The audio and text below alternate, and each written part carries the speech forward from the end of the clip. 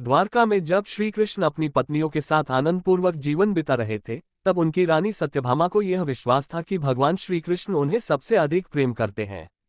वे सुंदर, गर्वीली और वीर थीं, लेकिन कहीं न कहीं उनके हृदय में ईर्ष्या का बीज भी था। एक दिन देवर्षि नारद द्वारका आए। वे जानते थे कि सत्यभामा को अपने सौंदर्य और श्री कृष्ण के प्रति उनके प्रेम पर बहुत गर्व है। उन्होंने सत्यभामा से पूछा, हे देवी, क्या आपको विश्वास है कि श्री कृष्ण आपसे सबसे अधिक प्रेम करते हैं?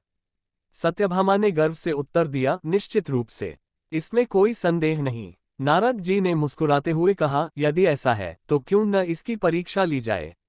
सत्यभामा को यह चुनौती स्वीकार थी। नारद जी बोले, यदि आप श्री कृष्ण का प्रेम सिद्ध करना चाहती हैं तो उन्हें ऐसा उपहार देना होगा जो अन्य किसी के पास न हो।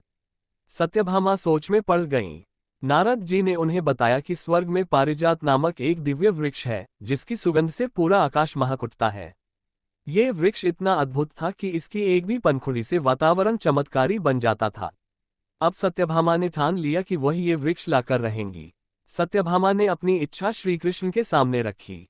वे बोली, प्रभु, यदि आप सच में मुझसे प्रेम करते हैं तो मुझे स्वर्ग से पारिजात वृक्ष लाकर दीजिए। श्री कृष्ण मुस्कुराए और बोले, देवी, प्रेम किसी वस्तु से नहीं, हृदय से होता है। लेकिन सत्यभामा अपनी जिद पर अड़ी रही। अंततः श्री कृष्ण ने अपनी गरुड़ की सवारी ली और स्वर्गलोक की ओर चल पड़े।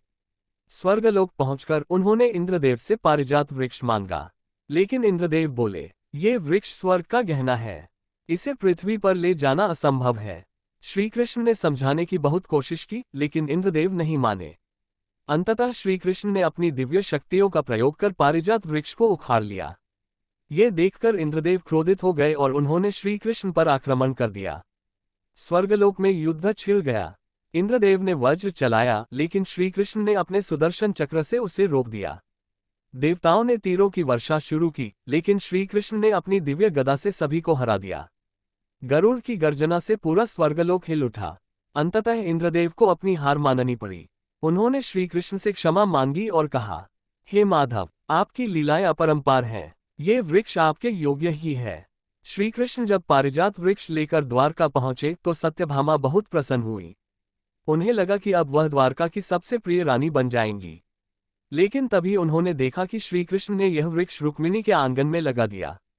सत्यभामा आश्चर्यचकित रह गईं और क्रोधित होकर बोली, प्रभु, ये वृक्ष मेरे लिए लाया गया था, फिर इसे रुक्मिणी के महल में क्यों लगाया? श्री कृष्ण मुस्कुराए और बोले, देवी, ये वृक्ष भले ही रुक्मिणी के आंगन में लगा हो, लेकिन इसके सारे फूल तुम्हारे महल में गिरेंगे। इसी तरह प्रेम स्वामित्व में नहीं, समर्पण में होता है। सत्यभामा को अपनी गलती का एहसास हुआ।